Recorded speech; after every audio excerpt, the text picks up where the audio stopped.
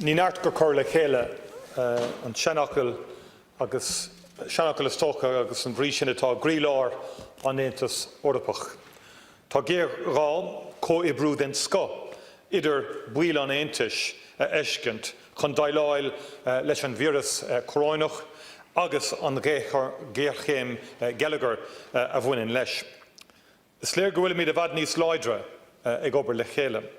Ach is léir go bhfuil a bhfad níos mó le déanamh ag an Aontas Eorpach go háirithe maidir leis an dúchláin olmhór atá amachróin I dtaobh cuasaíochta míochta. Maidir leis an víras córáineach measam go raibh an Comisiún Maol I d'Sach ach díag ar níag tá feabhas tagatha ar an scéal. The events of the past 2.5 months have once again highlighted the great strengths and serious weaknesses of the European Union as currently constructed. The failure of leaders participating in the European Council summits to agree a radical response to a unique emergency should be of grave concern to everyone.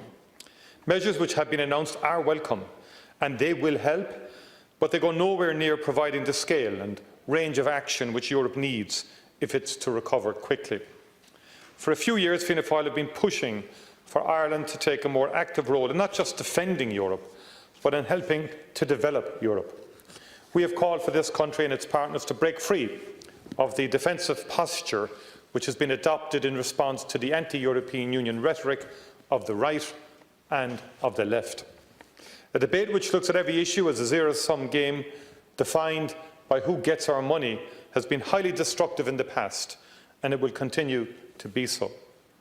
Collectively, we have asked the European Union to take a lead in promoting innovation, guaranteeing food security, promoting regional development, securing our energy supplies, tackling long-term unemployment, ensuring we address the climate emergency, stabilising and reforming the financial system, and many other tasks.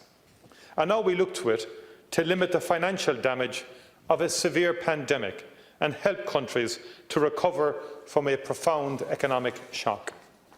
But the simple fact is that the European Union has been denied the resources and powers it needs to deliver the agenda we have set for it. A budget limited to a combined national income of 1%, a range of measures designed to limit fiscal transfers, a ban on raising collectively assured debt, a requirement that all emergency funding be taken from existing programmes. And on top of this, the European Central Bank, the one institution which is willing to act with true urgency and ambition, is under assault as a result of a remarkable judgment from the German Constitutional Court. It should be of grave concern that the Court believes that the European Central Bank's measures are, quote, disproportionate to the economic and fiscal policy effects, unquote. It is hard to conceive of any circumstance more serious than the one we face today, and the idea that the European Central Bank's response could be considered to be disproportionate is almost bizarre. While this is not something which is receiving a lot of attention today, this is just as serious as when there was an attempt to block the ECB action which saved the euro from disintegration during the financial crisis. So while we welcome the measures agreed at the summit and Ireland's late conversion to supporting collective borrowing, we reject the idea that anywhere near enough has been agreed or that what has been agreed has been delivered. Other than the outbreak of a war, there has never before been such a dramatic and rapid public health and economic shock. Just like every other country in Europe, Ireland does not yet really know the scale of the recovery challenge we face. If the Member States of the Union continue to block measures to develop new direct funding mechanisms, then the Union's contribution will continue to be economically marginal. If ever there was a time to reflect on the importance of cooperation between states and strong shared institutions, this is it. Without the international public organisations, the world would be in a much, much worse position today. While there should be a comprehensive and independent inquiry into the early stages of the pandemic, an inquiry focused on what can be done better next time, the World Health Organization has proven its value, and we strongly support the efforts to secure its funding. We also believe we should acknowledge the work of the European Centre for Disease Control. It is not a high-profile European Union body, but it does essential work in sharing information and coordinating responses among European Union members. It is also important to acknowledge the work of scientists working in our universities and institutes. On top of being central to much of the response here, many teams are working on different parts of the challenges of developing both treatments and vaccines. It is a reminder to us all of the importance of having a wide research base, and that not all of this can or should be linked to commercial objectives. The societal and public health benefits which come from having a broad range of scientific expertise here are simply undeniable. A development of deep concern in the past 2 months has been the way in which some governments appear to see the pandemic as an opportunity to entrench themselves. The effective suspension of Parliament in Hungary is clearly a major breach of the core democratic principles which Hungary signed up to when seeking membership of the European Union. Every country has had to implement emergency measures to respond to the pandemic, but the powers grabbed by the Orbán government go well beyond anything seen elsewhere.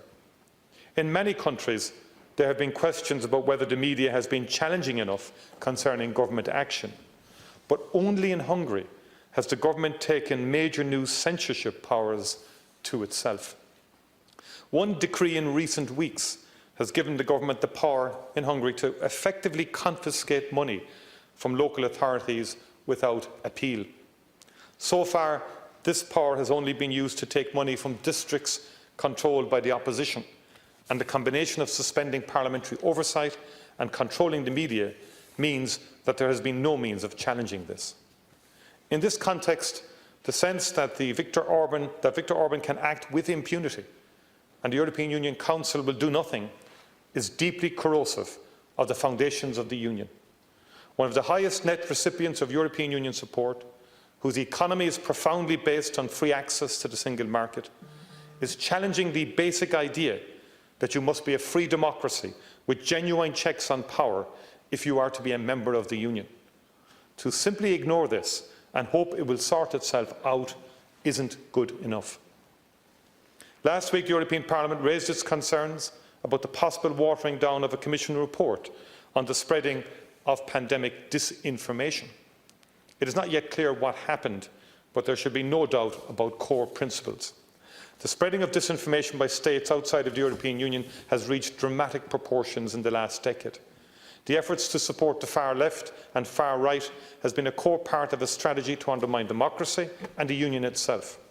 In recent months, there has been widespread evidence of conspiracy theories and false claims being created and spread relating to the origins and impact of the virus.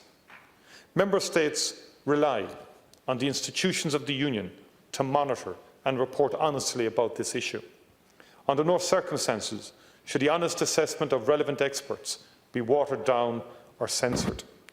At a minimum, there should be a comprehensive explanation of what happened in this circumstance, and any removed material should be published. In terms of specific measures taken during the summer, what we need is to move as quickly as possible to implementation. The delay which has characterised funding initiatives in recent years can't continue. Equally, we support the call of President Macron and the French Minister for Finance to return to discussing more ambitious actions. Obviously, Brexit hasn't gone away, and it appears likely that there will be major decisions to be taken in the coming weeks and months. This will be discussed at length tomorrow, so I will leave most of Fianna Fáil's comments to that session. However, it is important to state today that the threat of a chaotic Brexit remains, and the need for us to prepare for all eventualities is more significant than ever. The extraordinary position of London that no European Union office will be agreed for Belfast appears like a demonstration of bad faith concerning the operationalising of what has been agreed relating to Northern Ireland. It may be some form of negotiating tactic, the logic of which remains hidden. However, there is nothing positive about London citing a concern with community divisions in Northern Ireland which had not existed before. No one in Northern Ireland appears to object to the idea that there be any European Union office in Belfast. So the London government's position is both of concern and, in my view, potentially highly divisive.